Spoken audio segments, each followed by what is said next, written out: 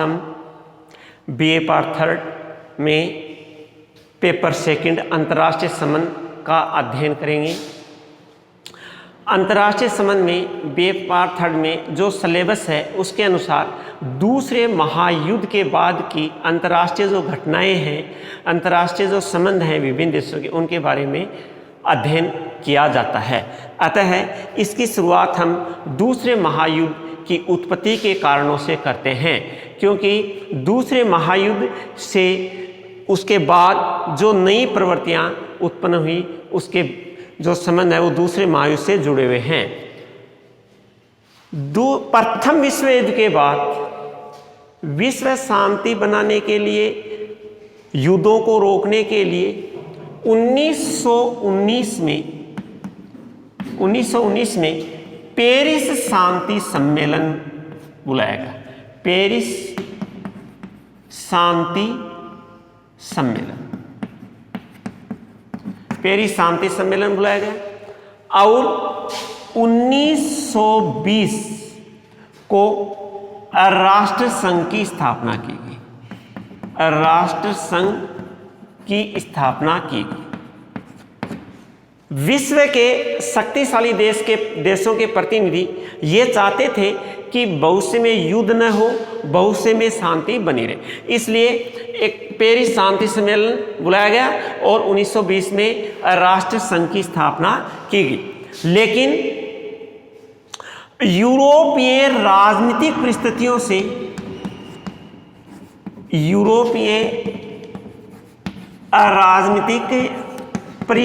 से ये स्पष्ट हो गया कि लंबे समय तक युद्धों को नहीं रोका जा सकता, विश्व शांति नहीं बनाई रखी जा सकती, क्योंकि यूरोप में ऐसी परिस्थितियां बनने लगी कि राष्ट्रों के बीच घृणा, द्वेषता और गुटबंदी बढ़ने लगी। इस घृणा, द्वेषता और गुटबंदी के कारण ये आभास होने लगा, ये महसूस होने लगा कि लंबे समय तक हम विश्व शांति बनाए रखने में समर्थ नहीं हो सकते।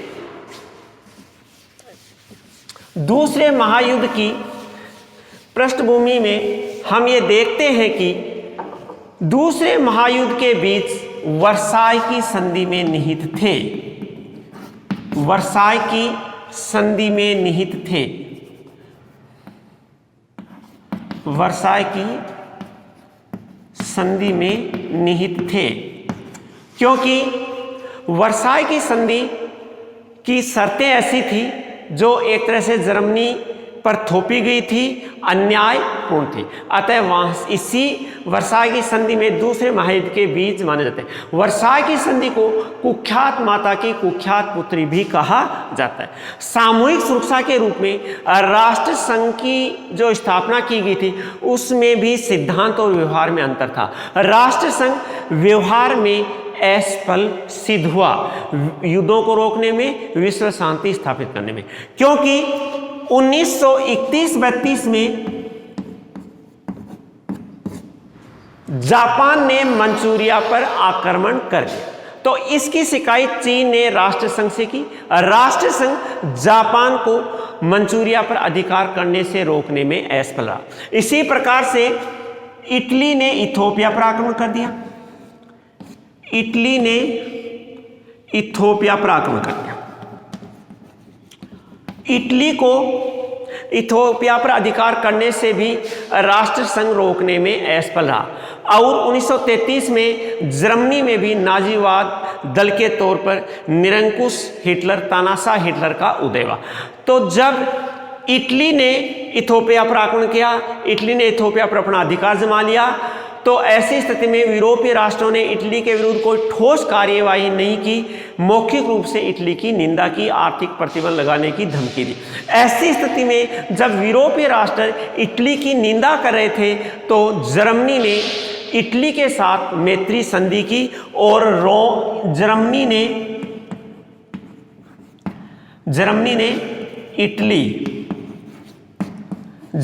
इटली के साथ संधि की और रोम बर्लिन धुरी का निर्माण हुआ। रोम बर्लिन धुरी का निर्माण हुआ।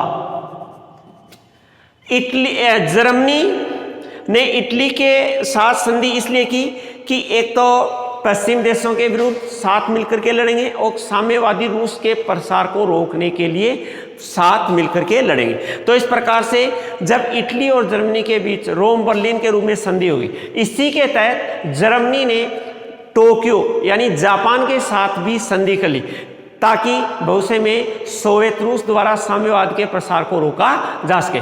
इस प्रकार से रोम बर्लिन टोक्यो धुरी का निर्माण हुआ। रोम बर्लिन टोक्यो धुरी का निर्माण हुआ और ये दूसरे महायुद्ध में ये तीन राष्ट्र एक तरफ थे, इन तीनों राष्ट्रों ने धुरी राष्ट्रों का निर्माण किया। दूसरे महायुद्ध की जो पृष्ठभूमि है उसमें हम देखते हैं कि पेरिस जो शांति सम्मेलन है, वर्साई की जो संधि है, उसी में ही दूसरे महायुद्ध के जो बीज हैं, दूसरे महायुद्ध के जो कारण हैं वो निहित थे। वर्साई की संधि,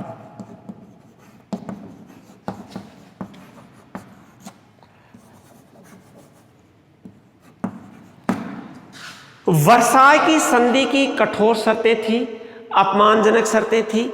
वर्साई की संधि में मित्र राष्ट्रों ने या ब्रिटेन, फ्रांस, अमेरिका व सोवियत संघ ने कोई ईमानदारी नहीं दिखाई थी। जर्मनी को तहस नहस कर दिया था, जर्मनी को आर्थिक सैनिक दृष्टि से पंगु बना दिया था, जर्मनी के व्यापार व वाणिज्य को भी बहुत हानि पहुंचाए थे। अतः जर्मन लोगों में मित्र राष्ट्रों के प्रति प्रतिशोध की भावना थी, वो मित्र राष्ट्रों से अपना प्रतिशोध लेना चाहते थे। अतः वर्साई की संधि की जो कठोर शर्तें थी, कठोर शर्तें थी, इन कठोर शर्तों को ही जर्मन लोगों में प्रतिशोध की भावना पैदा की। इन शर्तों में कोई ईमानदारी नहीं थी, जर्मनी को तहस नहस कर दिया गया था। दूसरा कारण सामूहिक सुरक्षा का पतन। सामूहिक सुरक्षा, सामूहिक सुरक्षा का पतन। प्रथम विश्व युद्ध के बाद सामूहिक सुरक्षा के तहत राष्ट्र संघ की स्थापना की गई थी, लेकिन राष्ट्र संघ विश्व शांति स्थापित करने में, युद्धों को रोकने में असफल हो गया। सामूहिक सुरक्षा के तहत राष्ट्र संघ का पतन हो गया, जिसका कारण यह है कि राष्ट्र संघ के, जिसका कारण यह है कि फ्रांस जर्मनी की पराजय के बाद भी जर्मनी पर विश्वास नहीं करता था, जर्मनी को चारों ओर से घेरना चाहता था।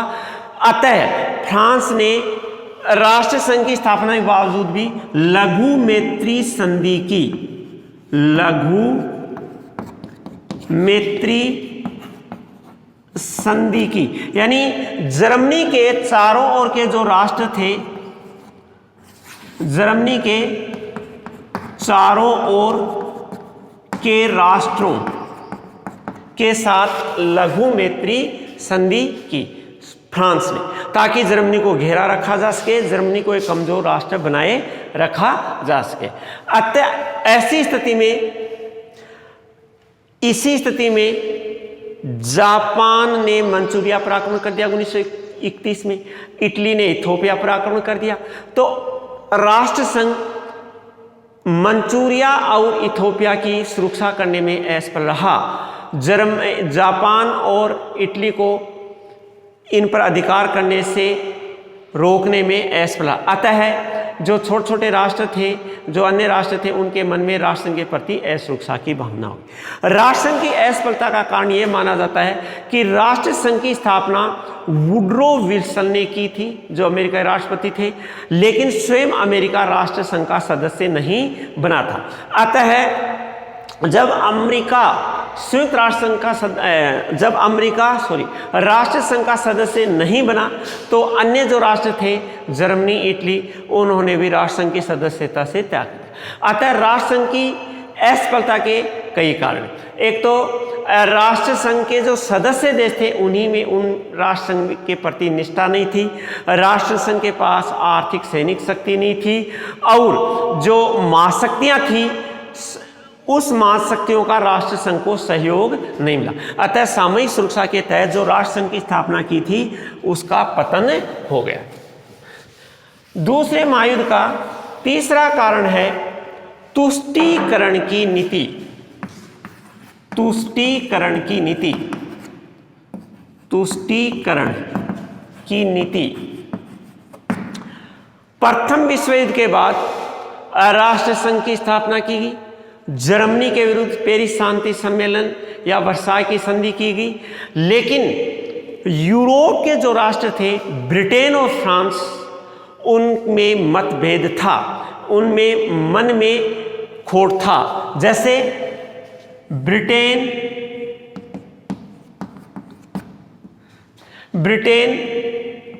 की जर्मनी के प्रति नीति थी कि जर्मनी के प्रति उदार नीति थी, उदार नीति थी। वह वर्साय की संधि या पेरिस शांति सम्मेलन की शर्तों का ब्रिटेन जर्मनी से कठोरता से पालन नहीं करवाना चाहता था, क्योंकि ब्रिटेन ये चाहता था कि यूरोप में शक्ति संतुलन के लिए, यूरोप में शक्ति संतुलन के लिए पश्चिम यूरोप की साम्यवादी सोवियत संघ से रक्षा के लिए, साम्यवादी सोवियत संघ से रक्षा के लिए जर्मनी का शक्तिशाली बनना जरूरी है। जर्मनी का शक्तिशाली बनना जरूरी, यानी ब्रिटेन यह चाहता था कि यूरोपीय देशों में शक्ति संतुलन बनाए रखने के लिए, यानी यदि जर्मनी कमजोर राष्ट्र रहेगा तो फ्रांस शक्तिशाली राष्ट्र बना रहेगा। जब सोवियत संघ साम्यवाद का प्रसार पश्चिम यूरोप के देशों में करेगा तो उसको रोकने के लिए, और यूरोपीय देशों में शक्ति संतुलन बनाए रखने के लिए, पश्चिम देशों में साम्यवाद के प्रसार को रोकने के लिए जर्मनी का शक्तिशाली बनना जरूरी। जर्मनी सोवियत संघ के साम्यवाद के प्रसार से पश्चिम यूरोप के देशों की रक्षा करेगा। तो इस प्रकार से ब्रिटेन ने जर्मनी के प्रति उदार नीति अपनाई, जबकि फ्रांस ने यह सोचा कि जर्मनी को तहस नहस किया जाए, जर्मनी को वर्साय की संधि की शर्तों का पालन कठोरता से करवाया जाए ताकि जर्मनी पुनः शक्तिशाली राष्ट्र न बन सके। अतः उन्होंने जर्मनी पर जो शर्तें थोपी गई थी उसका कठोरता से पालन करवाना चाहते थे। ऐसी स्थिति में ब्रिटेन ने जर्मनी के साथ एक सैनिक संधि की, जिसके तहत जर्मनी 20,000 टन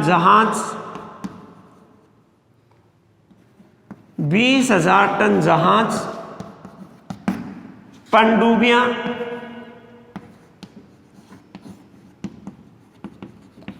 व नौसेना की शक्ति का विस्तार कर सकता है। इस प्रकार से ब्रिटेन ने जर्मनी के साथ एक सैनिक संधि की, और इस सैनिक संधि के तहत 20,000 टन जहाज रख सकता है, पनडुब्बियों का विस्तार कर सकता है, नौसेना का अपना विस्तार कर सकता है। जर्मनी में तानाशाह हिटलर ने इसका फायदा उठाया और उन्होंने अपने आप को वर्साय की संधि को तोड़ना शुरू कर दिया और अत्यधिक शक्तिशाली बनना शुरू कर दिया। इसी प्रकार से जर्मनी ने शक्तिशाली बन करके ऑस्ट्रिया को हड़प लिया, राइनलैंड को हड़प लिया, ऑस्ट्रिया, राइनलैंड और चेकोस्लोवाकिया को हड़प लिया। इन देशों को अपने साम्राज्य में मिला, इनको अब जर्मनी ने हड़प लिया। तो इस प्रकार से ब्रिटेन की उदार नीतियों का हिटलर ने फायदा उठाया। हिटलर में ये संशय पैदा हो गया कि जो यूरोपीय शक्तियां हैं जो पश्चिम, उसमें जर्मनी का मुकाबला करने की शक्ति नहीं है। तो इस प्रकार से तुष्टीकरण की नीतियों के कारण जर्मनी वर्साई की संधि की शर्तों को तोड़ता गया, अपनी नौसैनिक आर्थिक शक्तियों में वृद्धि करता गया, जिसके कारण उन्होंने आसपास के जो क्षेत्र थे, आसपास के जो देश थे, उसको पर अधिकार किया, उसको अपना बनाने का प्रयास किया।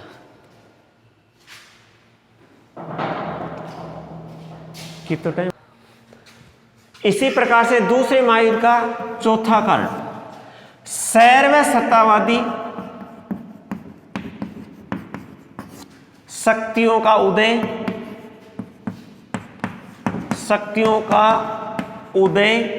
व उनकी महत्वाकांक्षाएं